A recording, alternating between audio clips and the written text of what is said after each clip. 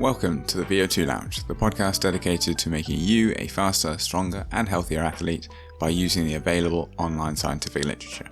In this episode, we'll be talking about iron supplementation and whether or not it results in improved athletic performance. This podcast episode delves into the complex relationship between iron supplementation and athletic performance, drawing insights from recent research studies. Iron deficiency, even before the onset of anemia, can negatively impact exercise capacity, highlighted in the importance of maintaining optimal iron levels for athletes. Studies have shown that intravenous iron supplementation can improve exercise metrics among anemic athletes, while oral supplementation may benefit those with depleted iron stores but without anemia. Additionally, low-dose iron supplementation has demonstrated potential in managing fatigue, enhancing mood states, and regulating sweating behavior in non-anemic endurance athletes. These findings emphasize the need for tailored nutritional interventions to optimize athletic performance and overall well-being, while further research is warranted to address gender disparities and optimize treatment durations. Now, I personally do not currently supplement with iron. I train on an upper end, maybe during a mini training camp. Like, I still work full-time, I'm not a full-time athlete, but in a block of time where I am elevating my training stress, I may reach up to 15 hours, but my normal volume is somewhere between 7 to 10 hours a week. However, after a video by Dylan Johnson regarding the gains he believes that he's seen from iron supplementation, likely reiterated on his podcast Bonk Bros, and then by pure coincidence, Peter Attia released a newsletter titled Does Low Iron Intake Change Exercise Capacity, which there is meant to be an Ask Me Anything on the drive later on. But I'm now thinking, should I be supplementing iron? So of course, it's time for a podcast on this topic.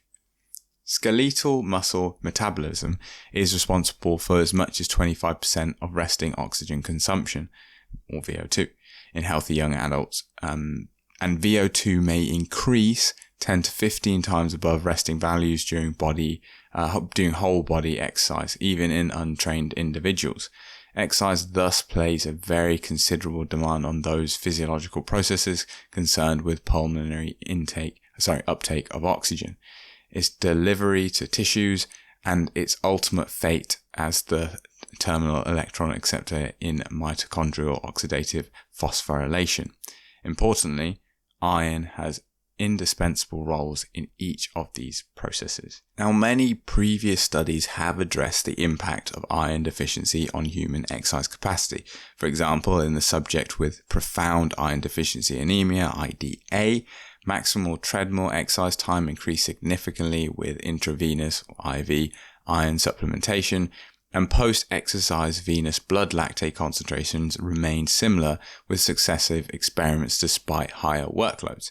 In iron-deficient ID female athletes, whilst oral iron supplementation had no effect on maximal workload on a bicycle ergometer, maximal blood lactate levels decreased following iron administration.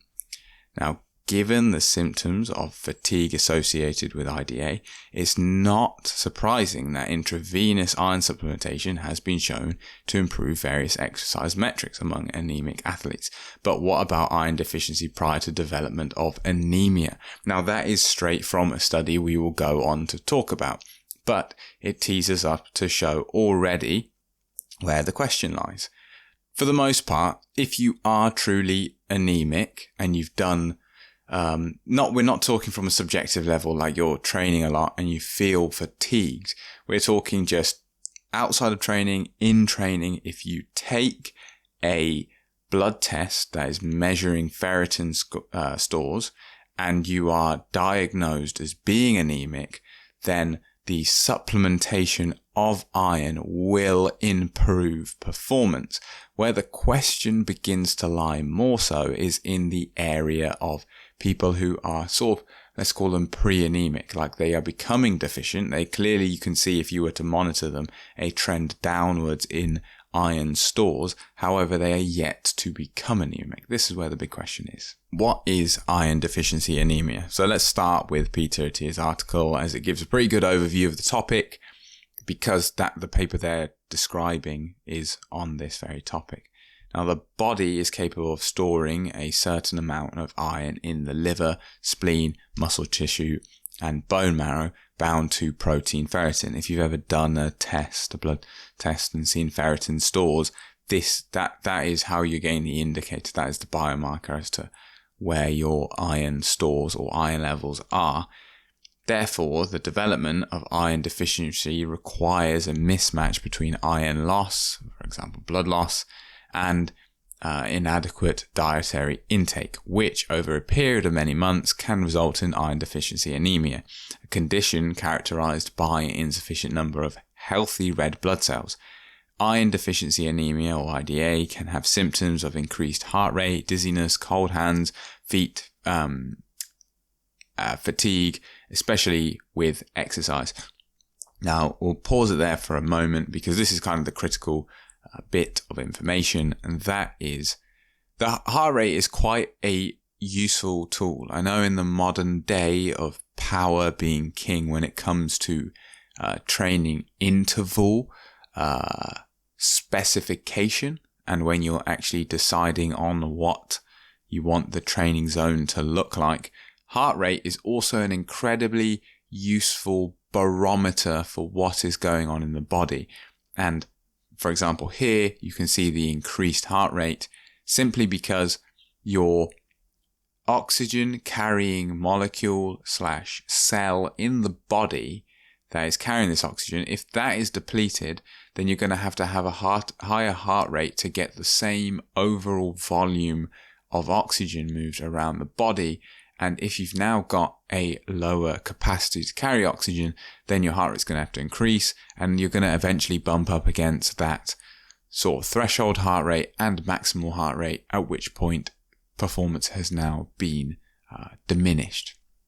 Now, in the earliest stages of deficiency, iron stores are depleted in order to continue the normal production of hemoglobin and red blood cells. At this point, the individual is not yet anemic, as deficiency will not cause changes in hemoglobin or hematocrit, a metric related to red blood cell count. However, declining serum ferritin levels reflect the gradual depletion of iron stores occurring at this stage. To compensate, the body will increase dietary iron absorption, which results in increased levels of serum transferrin levels, the protein responsible for ferrying iron throughout the body, iron throughout the body. One of the ways this change is measured is by transferrin saturation, or TSAT. The ratio between total serum iron and total iron binding capacity, the latter being the indirect metric of transferrin levels. If dietary iron remains low, serum iron levels and TSAT will eventually start to decline. When TSAT is less than 20% is indication of iron deficiency, and when less than 16%, red blood cell or RBC production becomes impaired. A diagnosis of anemia doesn't occur till further iron depletion causes a reduction in HB levels of less than 13 grams per deciliter in men and 12 grams per deciliter in women, despite a normal RBC appearance. So what's all the background for? Why are they talking about this? Well, it's because the study they go on to interrogate and make reference to is titled Abnormal Whole Body Energy Metabolism in Iron-Deficient Humans Despite Preserved Skeletal Muscle Oxidative Phosphorylation. So, the study. In their prospective case control study, the authors recruited cases and controls based on ferritin status from a pool of blood donors who were deemed to be iron deficient but not yet anemic. Iron deficiency was determined by a criteria of serum ferritin less than or equal to 15 micrograms per litre and a TSAT of less than 16%, whereas their iron replete IR counterparts were required to have serum ferritin greater or equal to 20 micrograms per litre and a TSAT of 20%. So you can see where the differences are between the two groups. The exercise protocol included small muscle, in particular the calf, exercise tests, whole body maximal cardiopulmonary exercise tests, VO2 max testing essentially, the submaximal exercise at 65% of VO2 max. The calf exercise involved 3 5-minute periods of plantar flexion exercise performed at 1 Hertz and increasing levels of power, 3, 4 and 5 watts, alternating with 7-minute recovery periods. At this level of intensity, the exercise is considered aerobic, and the calf muscle uses oxidative phosphorylation to generate the required energy. Now, oxidative phosphorylation is highest at rest and expected to drop during exercise regardless of iron status, but a greater drop in oxidative phosphorylation in the ID compared to the IR group would demonstrate metabolic impairment at low intensity exercise. Thus, the authors used 31P, magnetic resonance spectroscopy, or MRS, an indirect measurement of mitochondrial oxidative phosphorylation to image the calf during small muscle exercise tests. I realised I said oxidative phosphorylation quite a few times, didn't explain what it is, but energy in the form of adenosine triphosphate, ATP, is generated mainly in mitochondria by the oxidative phosphorylation process. So essentially, the energy needed for the muscles to contract is created through this oxidative phosphorylation process. Now back to the study. Maximal exercise performance was measured using CPET on a cycle ergometer with a venous blood sample taken in the final 30 seconds of each workload interval. After 15 minutes of recovery, a further 20 minutes of submaximal exercise was performed on the cycle ergometer, with the work rate at 65% of VO2 max calculated from the CPET results. Further blood samples were taken before starting, and a 2, 5, 10, 15 and 20 minute time points during submaximal exercise. I'm not sure, again, if I've already mentioned this, but CPET testing is just cardiopulmonary exercise testing, also referred to as a VO2 test or VO2 oxygen consumption test. And it is a specialized type of stress test to exercise test that measures your exercise ability, capacity. Essentially it's some form of VO2 testing. So what did this study in particular find? Well, the mean baseline serum ferritin in the ID group was 8.3 micrograms per litre, and TSAT was 10.6%. Despite not meeting the HB criteria for anaemia, average HB was 12.7 grams per deciliter. These iron levels would suggest a depletion of iron stores and impaired RBC production. On the other hand, the mean serum baseline ferritin in the IR group was 58 micrograms per litre, and TSAT was 35.2%, and the average HB was 13.6 grams per deciliter. Both the ID and IR participants who received an iron infusion had significant increases in serum ferritin and TSAT, but no change in HB, whereas these metrics did not change among participants who received a saline infusion, so effectively the placebo. After iron infusion, the mean serum ferritin in the ID group was 561 plus or minus 433 micrograms per litre, a 68-fold increase in these values, and TSAT increased by more than 3.5x to 37.9 plus or minus 11.2% in the IR group. And iron resulted in a less dramatic 15-fold increase in mean serum ferritin to 840 plus or minus 300 micrograms per litre, and a 2.1-fold increase in TSAT to 62.1 plus or minus 20%. Now, the ID and IR groups were found to differ significantly in the exercise testing in a manner that was partially abolished with administration of IV iron to those who were iron deficient. Before IV iron, peak lactate at the end of the CPET, the maximal effort test, was the same in both groups, indicating equivalent anaerobic glycolytic capacity between the two groups. However, lactate clearance, an indication of how quickly a person can recover from this lactate accumulation while still exercising, was significantly slower in the ID group during the subsequent submaximal exercise. Now, IV iron reduced peak lactate in both ID and IR groups, but accelerated lactate clearance only in the ID group, though not quite the baseline clearance speed of the IR group. Now, additionally, groups that received IV iron also statistically significant improvements in two metrics measured by maximal exercise testing: a 10% increase in oxygen pulse, a measure of maximal aerobic capacity, VO2 divided by heart rate is what it is, and 10% decrease in lactate threshold, and that's effectively the transition point from slow to rapid lactate accumulation. Just imagine on a graph, you've got a line that's kind of, linear is not the right word, but say it goes from like a linear line to an exponential kind of hockey stick looking curve. Now, collectively, these results show that iron deficiency, even in the absence of anemia, negatively impacts exercise metrics, an effect which can be at least partially reversed with IV iron treatment. Now, 31p MRS measurements of oxidative phosphorylation, the process of, as I've said, making ATP in the mitochondria before and after iron infusions, did not differ between ID and IR groups in the small muscle exercise tests. This might suggest that metabolic differences between ID and IR groups are negligible at low exercise power, but alternatively might reflect mitochondrial limitations. Now, 31p MRS is more typically used to detecting gross abnormalities of mitochondrial dysfunction rather than subtle changes expected in this study, for example, and the small sample size and noise inherent to the measurement may have restricted the ability to detect between groups differences, whether or not they truly existed.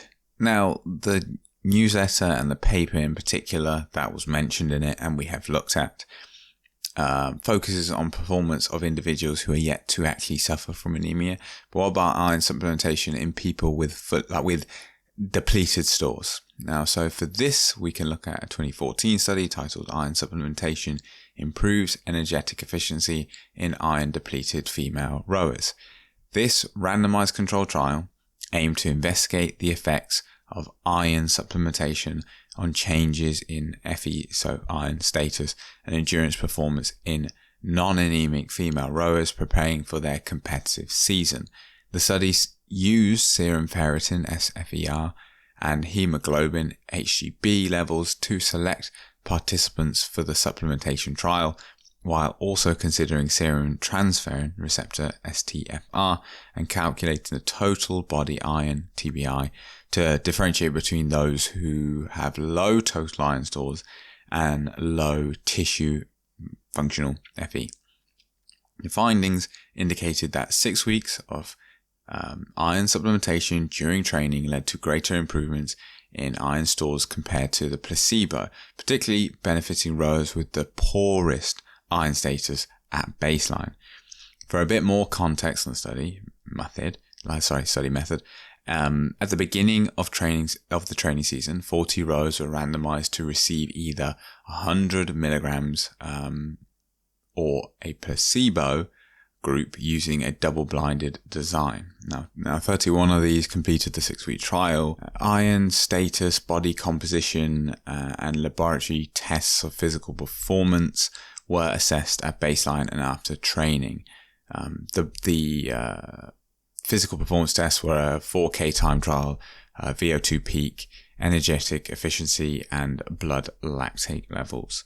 I've probably gone over this before, but considering most listeners every episode I knew, I'll mention it again. A double-blinded design study is a type of clinical trial where neither the participants nor the researcher themselves knows which treatment or intervention participants are receiving until the clinical trial is over. And then this makes it so that results of the study are less likely to be biased in any way.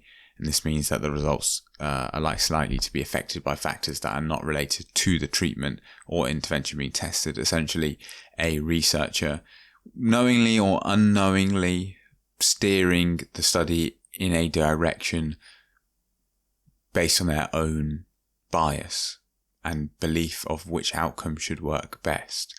And on that note, if you're new and like what you heard so far, why not rate or follow the podcast wherever you get your podcast from or where you are listening to it right now. So back to the study, The study noted that while iron supplementation positively affected FER and TBI, it did not significantly impact STFR levels. It was observed that physical training might have diminished the response to iron supplementation due to the increased body iron turnover, basal iron loss, and potential inflammation of induced down-regulation of iron absorption. Despite the iron supplementation still resulted in improved iron status, although compliance with the supplementation regime was lower among rowers in the iron group. Now, the study identified that rowers with iron deficiency without anemia, so IDNA, supplemented with iron exhibited lower energy expenditure and increased energetic efficiency during a 4-kilometer time trial compared to the placebo group. Additionally, iron supplementation was associated with a slower rise in lactate concentration during exercise and faster recovery post-exercise, suggesting improved lactate metabolism. Now, if you spend any time listening to any content or reading any content on endurance performance, that right there is the, pinnacle's the wrong word, but the governing factors of endurance performance, really. Your ability to, first of all, not produce as much lactate, your ability to clear the lactate for repeated bouts of high intensity work. So it's clear that if you are becoming iron deficient as the season goes on, then this could be an important factor as to improving late season performances that may not just be burnout or fatigue. It could simply be iron stores being depleted over the course of a season, resulting in diminished abilities for these metrics. Now, going into the results a little more, we have a key section of on fitness response, essentially, is what they titled it. Now, the results from Table 2 provided insightful findings on the physical performance measurements during the 4K time trial, both before and after a 6-week period of training and treatment. Initially, improvements were observed in VO2 peak, the peak oxygen consumption, and maximal workload following a 6-week training period, indicating enhanced aerobic capacity and workload tolerance in both treatment groups. However, there were no significant differences between the iron supplemented group and the placebo group, suggesting that both groups benefited similarly from the training regime itself. Now, notably, while there were no significant differences in changes in average gross efficiency during the entire 4K TT between groups, total energy expenditure was notably lower in the iron supplemented group compared to the placebo group post-training. This suggests that iron supplemented group expended less energy to complete the same workload, indicating potential improvements in efficiency. Further analysis revealed a significant association between the amount of iron supplemented consumed and improvements in gross efficiency, especially in the iron group. Greater adherence to supplementation regime correlated with greater improvements in efficiency, emphasizing the importance of compliance with the iron supplementation, which kind of helps to prove out the results in the sense that you could be arguing that maybe there's something going on here between the two groups and how well it was controlled. But if then within the group that is receiving is being administered the supplement, if you can see the ones who follow the regime closer and adhere to it better are also seeing a trend in the same trend you are seeing between the supplemented and non-supplemented group, then you're probably on the right lines there. Now, regarding blood lactate concentrations, both groups exhibited similar increases during the 4K TT at baseline, which remained elevated throughout the test. However, the 6-week training period, blood lactate concentrations at all time points during the TT were significantly lower compared to the baseline in both treatment groups, indicating improvements in lactate clearance post-training. Now, importantly, rowers supplemented with iron showed a slower rise in blood lactate during the initial stages of the 4K TT compared to the placebo group. Now, initially, the iron supplemented group demonstrated a faster recovery in blood lactate levels 5 minutes post-TT, suggesting enhanced lactate metabolism recovery following exercise with the iron supplementation. Now, so that's a useful bit because, as you can see from this older 2014 study, we are still correlating with the newer 2022 study that is suggesting that these metrics around lactate clearance, even in a non-anemic group, are clearly present and are showing promise. Essentially, the results suggest that iron supplementation, particularly when adhered to, may contribute to improvements in efficiency, energy expenditure, and lactate response during endurance exercise in female rowers, potentially leading to enhanced overall performance. Now, although the study had some limitations, such as potential misclassification of baseline iron status and varying compliance with the iron supplementation, it concluded that iron supplementation could enhance rowers' adaptation to training, improving iron status and physical performance. These findings have implications for female endurance athletes at risk of IDNA, suggesting that iron supplementation may maximize the benefits of endurance training. So future research, they suggested, could focus on implementing iron status screening process for female athletes and improving supplement compliance to optimize iron status and performance benefits. Now, we are going to sort of go back and around on ourselves and go back to non-depleted individuals, because really for most of us we're probably not in that actual fully depleted state, but it is interesting to see that really for depleted individuals, measured clinically depleted individuals, iron supplementation is going to be beneficial. So as I said, most of us, or most of you listening, are probably athletes but not quite anemic, and more wondering what can you do to ensure that your training load increases. As your training load increases, you don't suffer from it. And especially, for example, for myself, someone who commutes to work, does about, let's say on a week that I'm not even really training, it's still like 6 hours a week of just going to and from work on like 45-minute rides. The fact that that then becomes a chronic thing over the course of the entire year, it means that through sweat, which is where this iron can be lost, just sweating more than the normal person because you're exercising, you could end up having a perpetually low level of iron because it never has time to fully recover, and it's just always kind of suppressed, and maybe your diet doesn't allow for maximal iron in the diet and maximal iron absorption in general. So let's look at a 2023 study titled Influence of Iron Supplementation on Fatigue, Mood States, and Sweating Profiles of Healthy Non-Anemic Athletes during training exercise, a double-blinded, randomized, placebo-controlled parallel group study. A bit of a mouthful, yeah. So they start with a nice simple summary, as they call it, to get started really. So the simple summary is: iron deficiency is frequent among athletes. Low dietary iron intake can have a negative impact on physical performance and endurance in non-anemic males and more often in females. Also, the increased sweat iron loss is important in iron balance consideration in athletes to prevent a decline in iron status during training. In this study, we investigate the effect of a routine low dose of iron supplementation on fatigue, mood states, and sweating behavior of both non-anemic male and female athletes.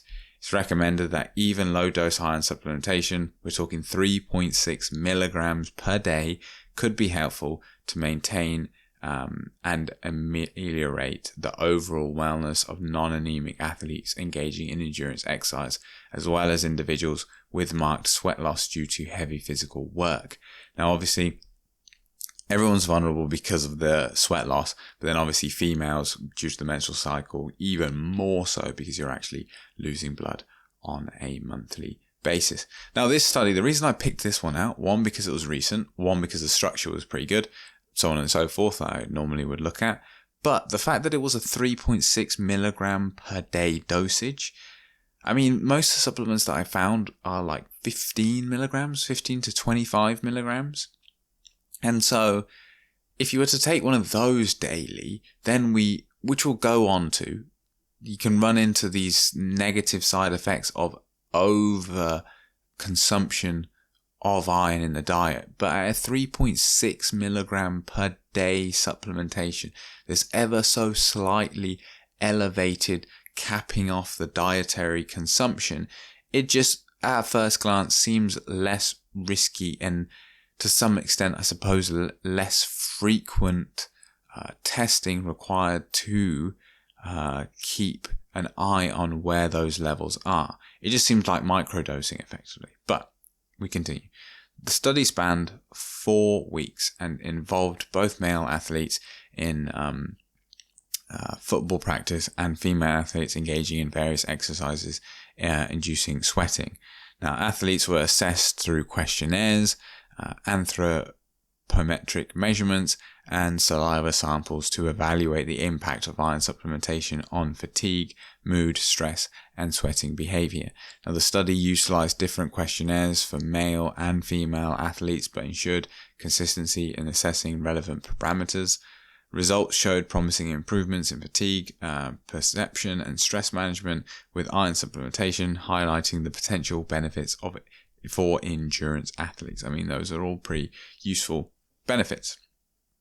Now, the study presents an examination of the intricate relationship between iron supplementation and a myriad of physiological and psychological parameters among non-anemic endurance athletes. It initiates with a comprehensive overview of the heightened prevalence of low iron levels in athletes due to exercise-induced negative iron balance, emphasizing the critical need for precise monitoring to safeguard athletes' health and performance. Despite the recognized benefits of iron supplementation in combating iron deficiency, the study underscores the necessity of cautiously selecting iron formulations with high bioavailability and implementing dosages restrictions to ensure optimal compliance while mitigating potential adverse effects. This is what I was talking about before, and the fact that the 3.6 milligram per day usage was of such interest to me. What I do find interesting is iron itself as a supplement seems pretty cheap. There are some brands that seem far more expensive for, say, a 1 month or 30 capsules and imply a once daily dose. But for example, in this study, they mentioned a good bioavailability of the supplement. They specifically chose Sun Active iron supplement as to them a known, well, bioly available supplement. And this is, for example, the product I found was 90 capsules, £7.55. I don't know, that's like sub $10. It was an incredibly cheap supplement. And when you look at the fact that they are suggesting a 3.6 milligram per day dosage, these are 15 milligram capsules. So you obviously can't actually do the 3.6 milligrams, but I suppose you could take them every, 4 days or whatever it works out to. And yes, you'll have a greater peak in the blood effectively as it goes in, rather than a very nice, flat, steady state situation.